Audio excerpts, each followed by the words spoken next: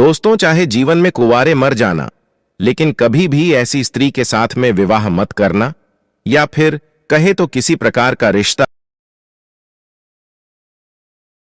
दोस्ती या फिर संबंध ऐसे स्त्रियों से भूलकर भी नहीं रखना।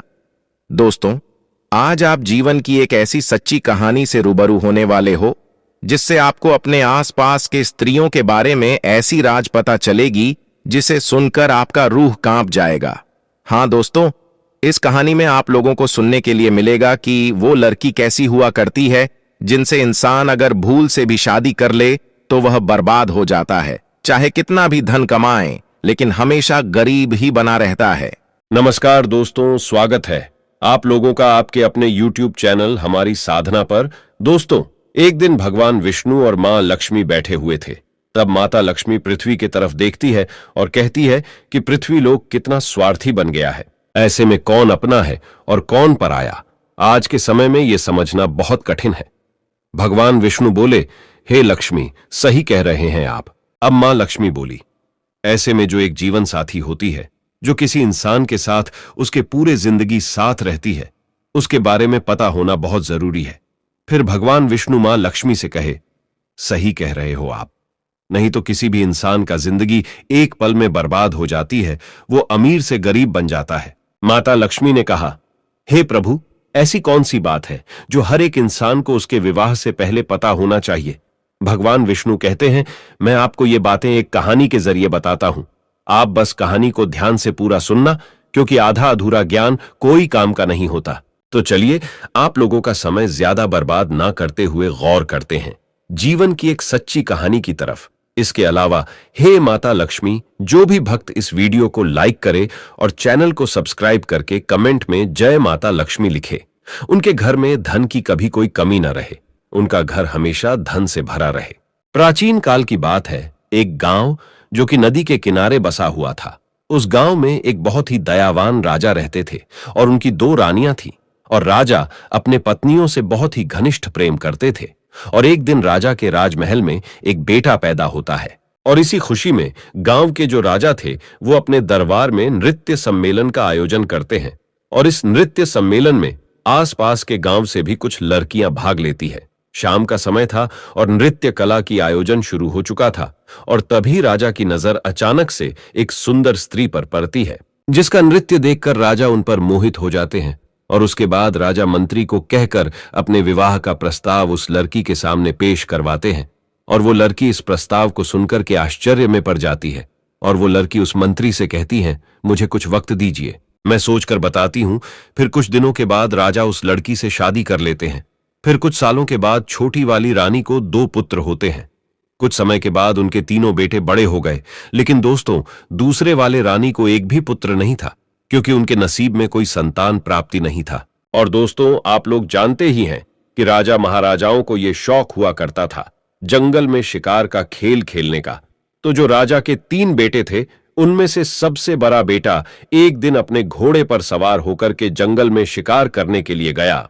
और जंगल में शिकार खेलते खेलते पूरा दिन बीत गया, परंतु उसके हाथों से एक हिरण का वध तक नहीं हुआ। उसने एक भी हिरण को नहीं मार पाया। लेकिन तभी अचानक से सामने एक बहुत ही घने जंगल में से एक पागल इंसान निकल करके आया। वो बहुत ही अजीब सा फटा छिटा कपड़ा पहना हुआ था, और उसका व्यवहार भी थोड़ा अजीब सा था। साथ ही खाने के तलाश में इधर उधर भटक रहा था, और कंधे पे तोता बैठा हुआ था। उस इंसान और तोते के बीच में बहुत ही गहरी दोस्ती थी। दोस्तों, फिर वो राजकुमार जो कि शिकार करने आए हुए थे, वो उस पागल व्यक्ति के पास जाते हैं और पूछते हैं कि आप कौन हो, तुम यहां जंगल में क्यों भटक रहे हो। लेकिन दोस्तों, वो पागल व्यक्ति कुछ नहीं बोलता, और उसे बहुत ही तेज की भूख लगी होती है, क्योंकि वो पागल व्यक्ति खाने के तलाश में था। इतने में ही राजकुमार अपने थैले में से कुछ लड्डू निकाल करके उस पागल व्यक्ति को देते हैं, और भूखा व्यक्ति लड्डू को देखते ही लपक लपक कर खाने लगा। इतने में ही राजकुमार उस पागल व्यक्ति से पूछते हैं कि आखिर कौन हो आप, और इस घने जंगलों में अकेले क्यों भटक रहे हो, आपका परिवार कहां है।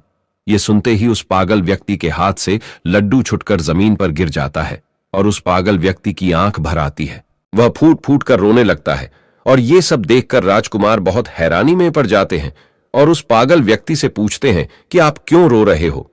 तभी उस पागल व्यक्ति के कंधे पर जो तोता बैठा हुआ था वो कहता है, मेरे मालिक अपने बेटे के कारण इस स्थिति में जंगल में भटक रहे हैं। फिर राजकुमार कहते हैं कि ऐसा क्या हुआ इनके साथ में।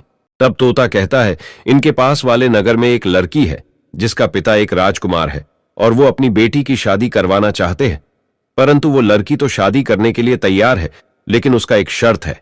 वो लड़की उस इंसान से शादी करना चाहती है जो उसके प्रश्नों का उत्तर दे सके।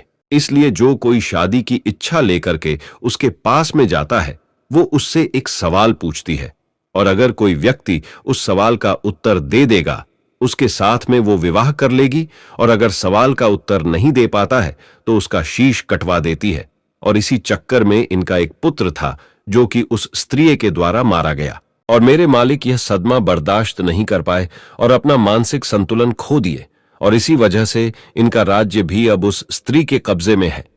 इतना बात होते ही वो व्यक्ति वहां से चला जाता है, और यह सारी बात सुनकर राजा के दिल और दिमाग में उस राजकुमारी वाली बात बैठ जाती है, और वापस शिकार पर से महल के तरफ लौटते समय भी पूरे रास्ते उसी राजकुमारी का ख्याल उस राजकुमार के दिमाग में चल रही थी।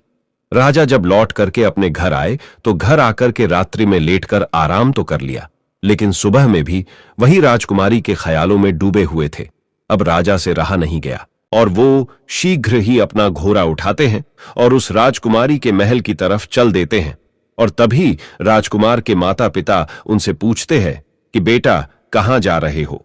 तब राजकुमार कहता है कि हमारे बगल वाले राज्य में एक राजकुमारी रहती है और वो विवाह करना चाहती है, परंतु उस राजकुमारी का यह कहना है कि उसका कोई प्रश्न है कि जो कोई उसके प्रश्न का उत्तर दे देगा वो उसके साथ विवाह कर लेगी, और जो नहीं दे पाता उसका सर कटवा देती है। अब तक उसके चक्कर में कई लोग मारे गए हैं और कई राज्यों को वो स्त्री अपने कब्जे में ले रखी है। ये सुनकर राजकुमार के माता पिता ने राजकुमार को बहुत रोकने की कोशिश की, परंतु राजकुमार उनका एक भी नहीं सुना और राजकुमारी के महल की ओर निकल जाते हैं। महल पर पहुंचते ही राजकुमार ने विवाह का प्रस्ताव रखा तो राजकुमारी कहती हैं कि मैं आपसे विवाह करने के लिए तैयार हूं, परंतु आपको मेरे एक प्रश्न का उत्तर देना पड़ेगा, तभी मैं आपसे विवाह कर पाऊंगी, और अगर आप मेरे प्रश्नों का उत्तर नहीं दे पाते हैं तो आपका सर कटवा दिया जाएगा। राजकुमार ने इस शर्त को स्वीकार कर लिया और बोला, राजकुमारी पूछिए, आपका क्या प्रश्न है? मैं आपके प्रश्नों का उत्तर देने के लिए तैयार हूं। फिर राजकुमारी अपना वह एक प्रश्न पूछती है जो अभी तक कई लोगों से पूछती आ रही थी, और जब राजकुमारी ने प्रश्न पूछा तो वो राजकुमार देखता रह गया। जब उत्तर नहीं आया तो राजकुमार का शिष्य कटवा दिया गया। दोस्तों, ऐसा कौन सा प्रश्न था जो कि राजकुमारी पूछती थी, लेकिन कोई भी इनके प्रश्नों का जवाब नहीं दे पाता था? इसके बारे में आपको आगे वीडियो में जरूर पता चल जाएगा कि राजकुमारी ऐसा क्यों करती थी, क्यों हर वो व्यक्ति जो राजकुमारी से शादी करना चाहता था उससे वही एक सा प्रश्न पूछा करती थी।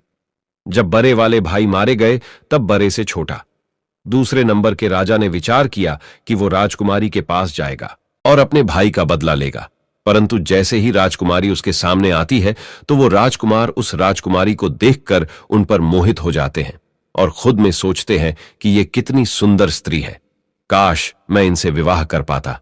लेकिन फिर राजा राजकुमारी से कहता है, मेरे बड़े भाई कहां हैं? तो राजकुमारी कहती हैं कि मुझे इसके बारे में कुछ नहीं पता। ये सब सुनकर राजकुमार फिर से सोच में पड़ जाते हैं। तब राजकुमारी राजकुमार से कहती हैं, क्या सोच रहे हो? तब राजकुमार कहता है कि आप कितनी सुंदर हो, मैं आपसे विवाह करना चाहता हूं। तो फिर राजकुमारी कहती हैं, मैं आपसे विवाह तो कर लूंगी, लेकिन मेरा एक प्रश्न है, पहले आपको उस प्रश्न का उत्तर देना पड़ेगा। तो राजकुमार कहता है कि ठीक है, आप अपना प्रश्न पूछो। लेकिन दूसरे वाले राजकुमार भी उनके प्रश्नों का उत्तर नहीं दे पाते हैं और उनका भी सर कटवा दिया जाता है। इसी प्रकार उस विवाह के चक्कर में उस राजा के 3 लड़के थे, उनमें से 2 लड़के मारे गए। अब बचा सबसे छोटा वाला, वो भी अपने घोड़े को लेकर राजकुमारी के महल की ओर चल देता है।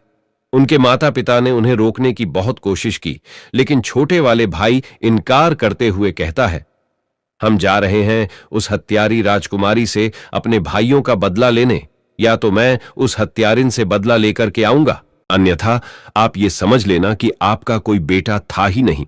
उनके माता पिता ने उन्हें बहुत रोकने की कोशिश की, लेकिन वो बदला लेने के चक्कर में चल देता है। रास्ते में जाते जाते उस लड़के ने विचार किया कि जैसे मेरे भाई गए थे, अगर वैसे मैं गया तो मैं भी मारा जाऊंगा, लेकिन जाऊंगा तो जरूर। पर कुछ सोच समझने के बाद उसने क्या किया कि उस राजकुमारी की महल से थोड़े हटकर एक बगिया थी, उसने अपने घोड़े को वहीं पर छोड़ दिया और उस बगिया के अंदर चला गया। और राजकुमारी वहां पर उस शांत वातावरण में विश्राम करने के लिए आया करती थी। अब उस बगिया में एक सरोवर था और उस सरोवर के किनारे वह राजकुमार एक आम इंसान के वेशभूषा में खड़ा था। जी हां दोस्तों, सभी लोग बड़े ध्यान से सुनना, यह बहुत ही अलौकिक कहानी है। दोस्तों, राजकुमार सरोवर के किनारे खड़ा था और तब राजकुमारी अपने कुछ सहेलियों के साथ बगिया में आई। और कुछ समय बाद राजकुमारी अपने एक सहेली से कहा कि हमें पानी लाकर दो, हमें बहुत तेज प्यास लगी है।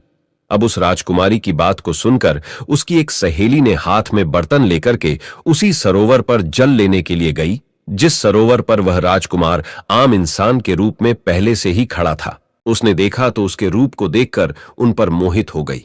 वो राजकुमारी की सहेली फिर जल लेकर के आई और राजकुमारी को पिलाया, फिर तुरंत लौट करके सरोवर के पास चली गई और उसने जा करके उस राजकुमार यानी कि उस आम आदमी से कहती है कि आप कौन हो, यहां क्या कर रहे हो? मैं आपको देखते ही आपके रूप पर मोहित हो गई हूं और मैं शीघ्र ही आपसे विवाह करना चाहती हूं। फिर राजकुमार कहता है कि वो तो ठीक है, लेकिन आप कौन हो?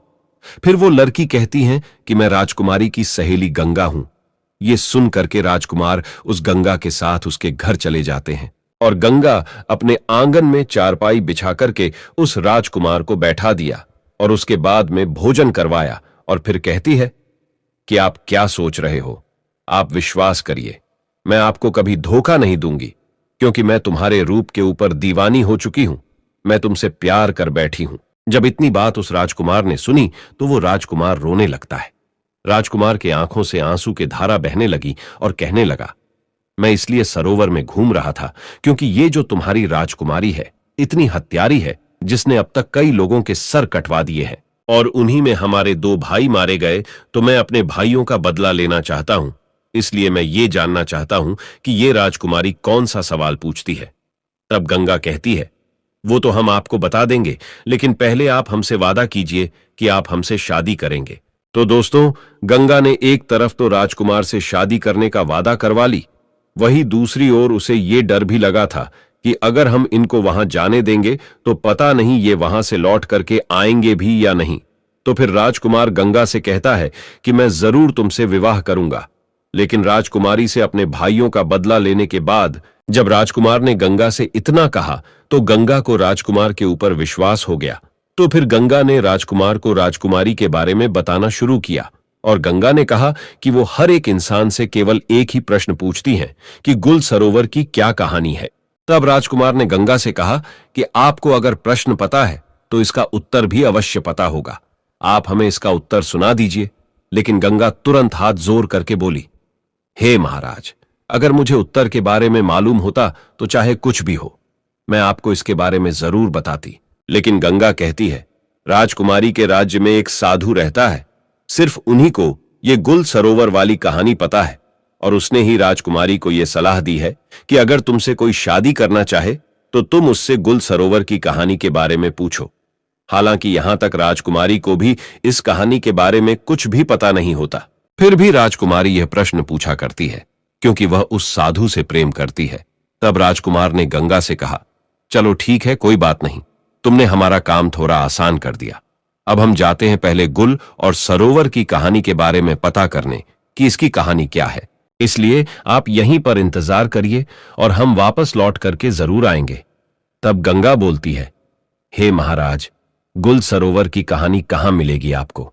मैं आपको यह बता सकती हूं, लेकिन वहां से जिंदा लौटना नामुमकिन है, वहां से जिंदा नहीं लौट पाओगे। राजा बोले, क्यों नहीं लौट पाएंगे? तब गंगा बोली, रास्ते में बहुत खतरा है, इसलिए आप वहां मत जाइए। इस जिद को छोड़िए, आप अपने भाइयों का बदला नहीं ले पाओगे। आप हमारे साथ विवाह कीजिए और बदला लेने के बारे में भूल जाइए। उस राजकुमार ने कहा, चाहे रास्ते में कितनी भी कठिनाई क्यों ना हो, चाहे संकट कितने भी हो, लेकिन मैं जाऊंगा जरूर और अपने भाइयों का बदला जरूर लूंगा। तो गंगा ने सोचा कि अब हम चाहे इनको कितना भी रोकने की कोशिश करें, लेकिन ये नहीं रुकेंगे। तो फिर गंगा ने खुद एक घोड़ा और एक तलवार राजकुमार के हाथ में दिया और कहा कि ये घोड़ा और ये तलवार तुम्हारे काम जरूर आएगी। इसलिए आप एक काम करना, यहां से ठीक दक्षिण दिशा की तरफ जाओ, और जब आप दक्षिण दिशा की तरफ जाओगे तो आगे आपको गुफा में एक शेर मिलेगा, और उस शेर से आपको डरना नहीं है, क्योंकि वह शेर बूढ़ा हो चुका है, जिस वजह से वो शिकार नहीं कर पाता और बहुत भूखा रहता है। जब आप उसके पास जाओगे तो इस तलवार के मदद से रास्ते में उस शेर के लिए कुछ खाने को जरूर ले जाना, और जब वह शेर गुफा से बाहर आए तब उसके सामने यह खाने की चीज रख देना। वो उसे खा करके तुम्हारी मदद जरूर करेगा। बस इतना ध्यान रखना कि आप जब जंगल में थोड़ा आगे बढ़ोगे तो आप समुद्र के किनारे पहुंच जाओगे, तो वहां से आगे आपको समुद्र के उस पार जाना होगा।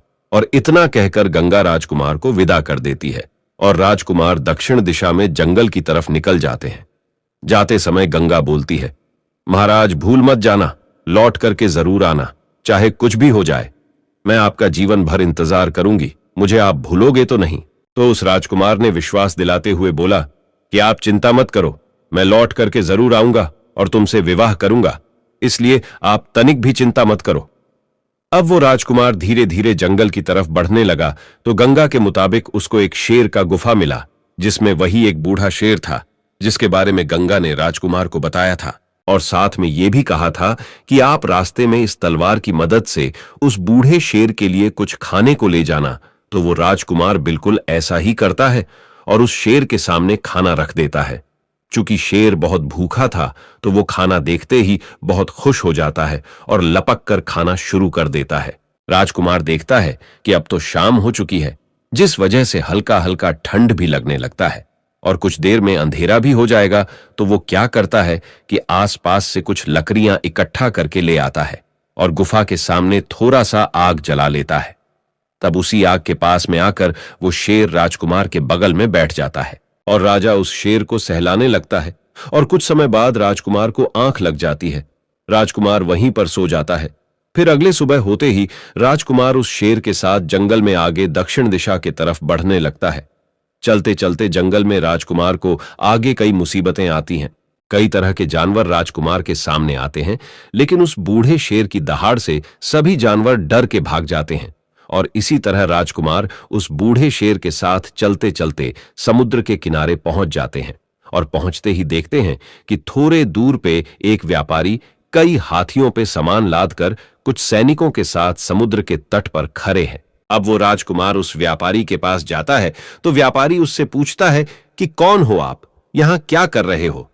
फिर राजकुमार अपने साथ बीती हुई घटना को उस व्यापारी को बताता है और कहता है, मुझे किसी भी तरह समुद्र के उस तरफ जाना है। इतने में ही व्यापारी देखता है कि समुद्र के उस पार से उसकी नाव आ रही है, जिसपे वह व्यापारी सामान को रखवाकर समुद्र के उस पार पहुंचवाया करता है।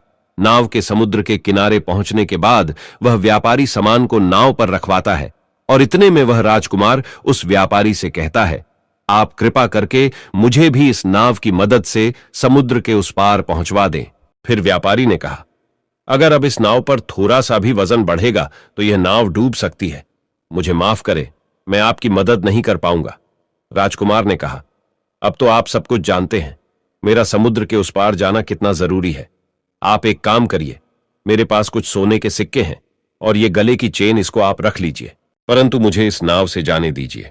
दोस्तों, वो व्यापारी बहुत ही लालची था, इसलिए वह राजा के दिए हुए सोने की सिक्के और उसकी चेन रख लेते हैं और नाव से सैनिक के द्वारा कुछ सामान उतरवा के राजा को उस नाव पर जाने देते हैं। और इसी तरह राजकुमार उस नाव पर बैठकर समुद्र के उस पार गुल और सरोवर की कहानी के तलाश में निकल जाते हैं। ठीक 15 दिन बाद राजकुमार समुद्र के उस पार एक नगर में पहुंच जाते हैं और नगर में गुल और सरोवर की कहानी के तलाश में इधर उधर भटकने लगते हैं। और देखते देखते वो राजकुमार एक राज्य में पहुंचते हैं, और जिस राज्य में वो पहुंचे उस राज्य का नाम गुल होता है और वहां के राजा का नाम सरोवर था। वहां पर पहुंचकर राजकुमार देखता है कि सरोवर नाम के राजा के राज्य में नृत्य कला होता था और वहां पर कई लोग आया करते थे। संगीत बजता था, नृत्य कला होता था, सभा में चारों ओर आनंद का माहौल रहता था। और राजकुमार ने क्या किया कि उन्हीं लोगों के बीच में जाकर बैठ गया।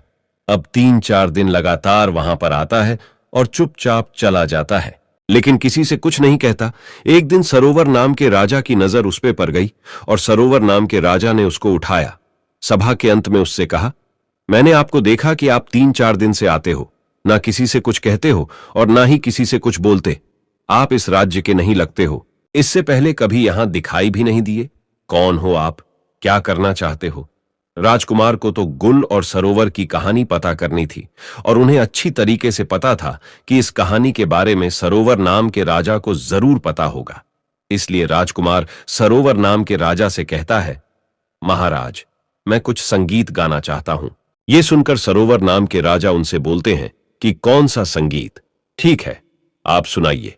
और इतने में सरोवर नाम के राजा के इशारे पर पीछे से ढोल बजने लगते हैं और राजकुमार संगीत गाने लगते हैं।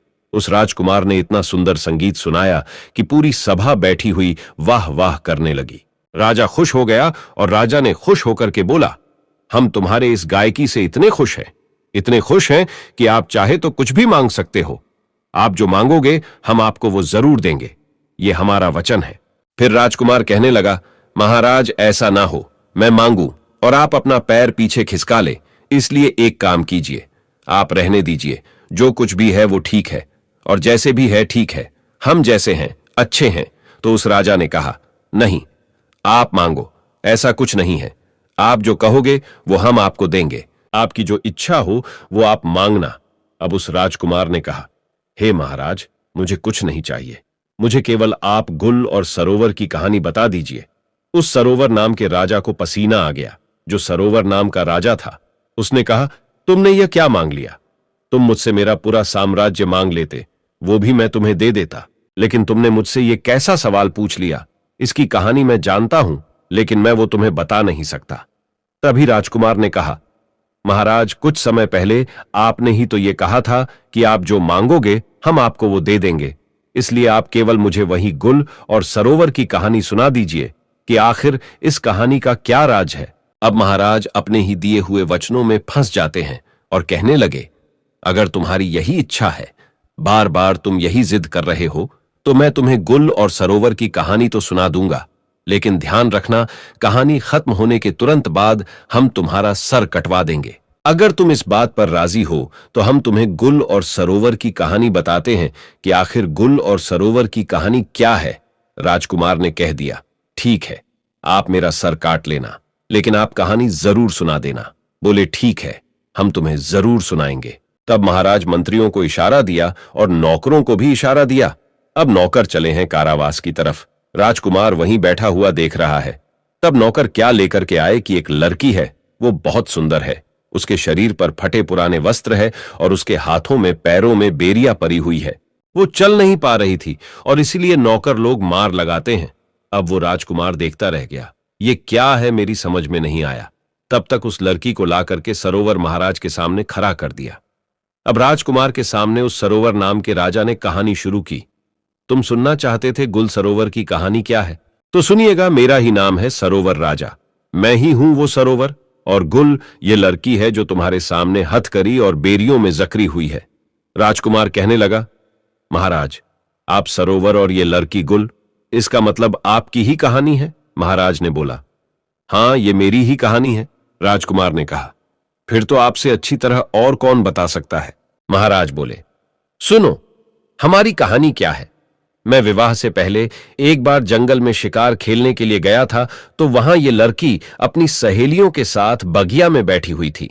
ये सब बातें उस सरोवर नाम का राजा समझा रहा है कि उस दिन बगिया में घूमते घूमते हम पहुंच गए तो हमारी नजर इस स्त्री के ऊपर पड़ी।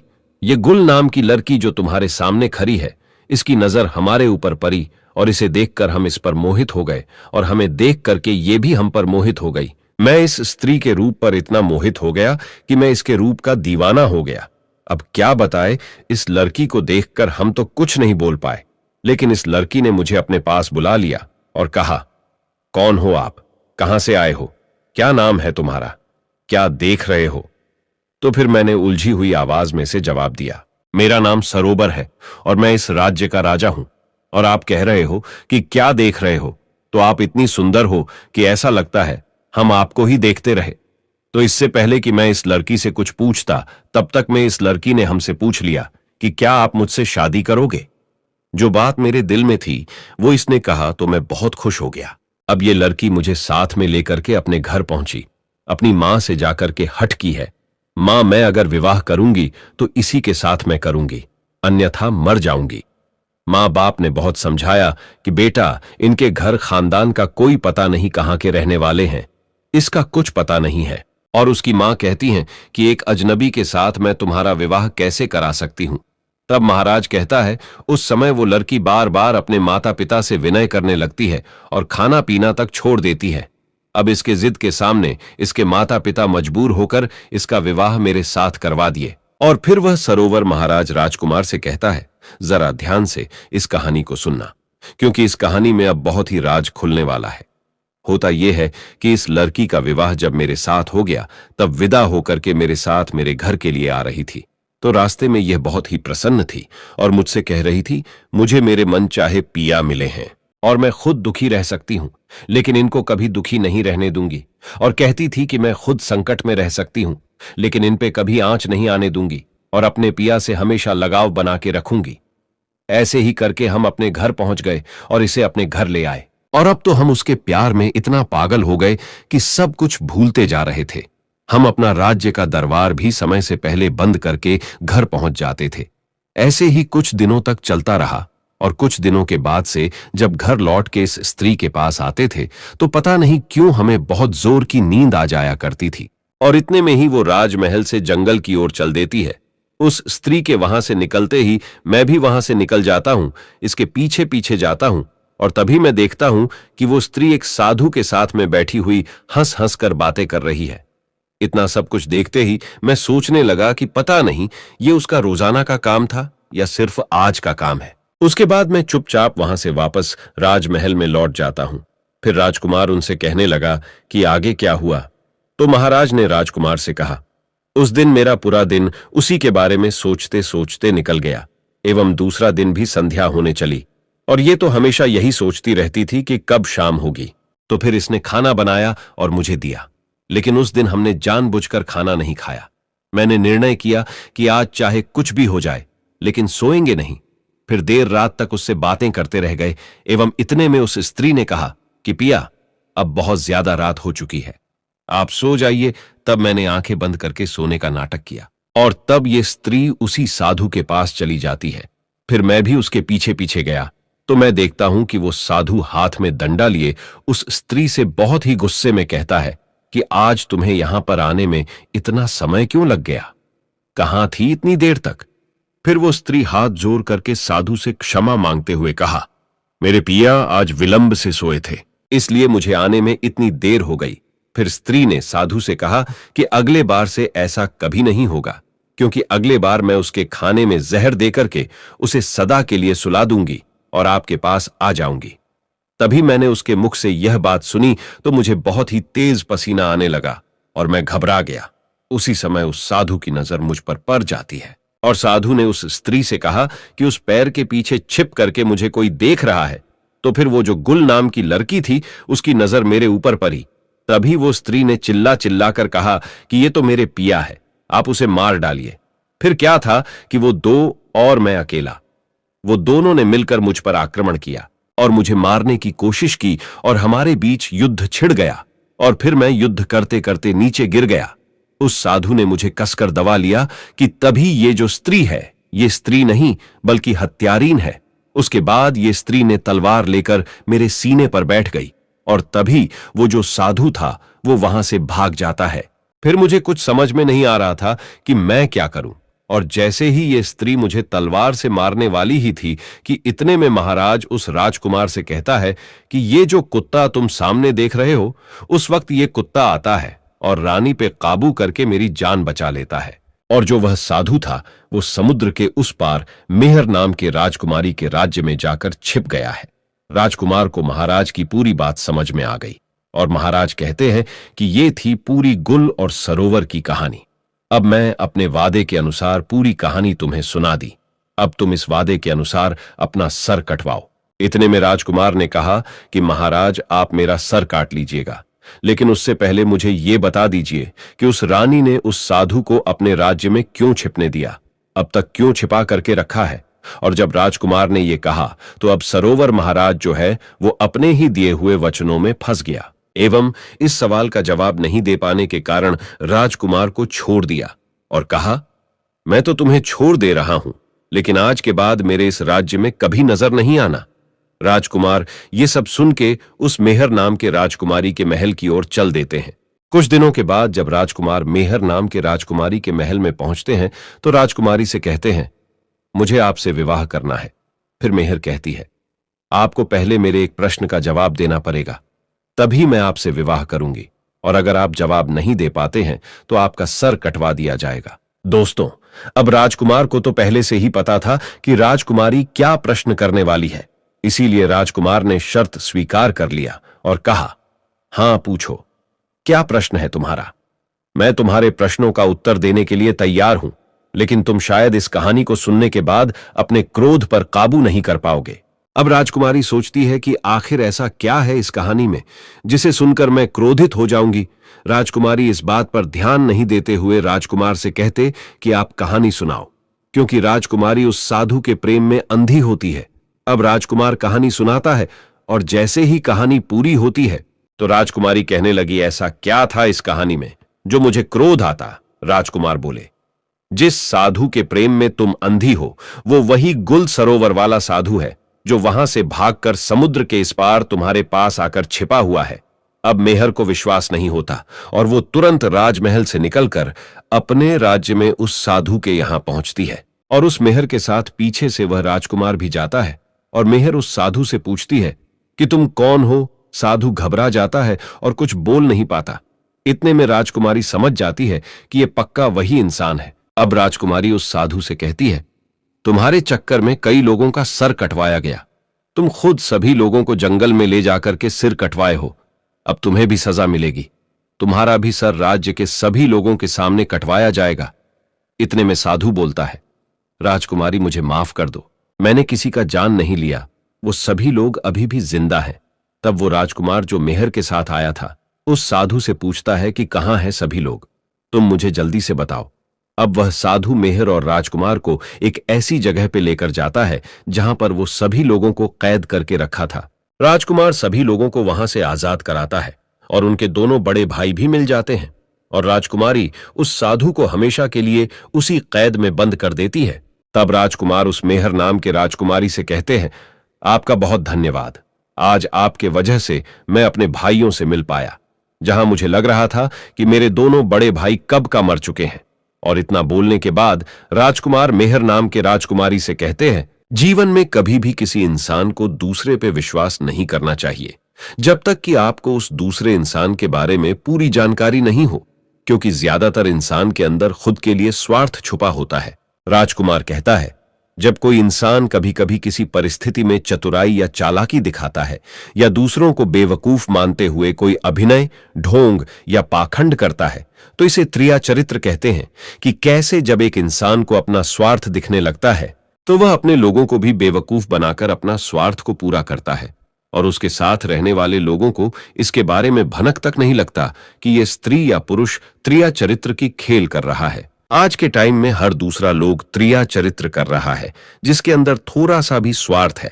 इसलिए दोस्तों, जो आपके दिल के करीब है उसके बारे में आप पूरी जानकारी रखिए कि उसके अंदर खुद को लेकर कोई स्वार्थ तो नहीं छुपा है, और अगर ऐसा है तो आप उनसे थोड़ा दूर ही रहिए, क्योंकि ऐसे में आपको जिंदगी के हर एक कदम पर धोखा ही मिलेगा, क्योंकि एक स्वार्थी इंसान अपने स्वार्थ के लिए जिंदगी में कुछ भी कर सकता है।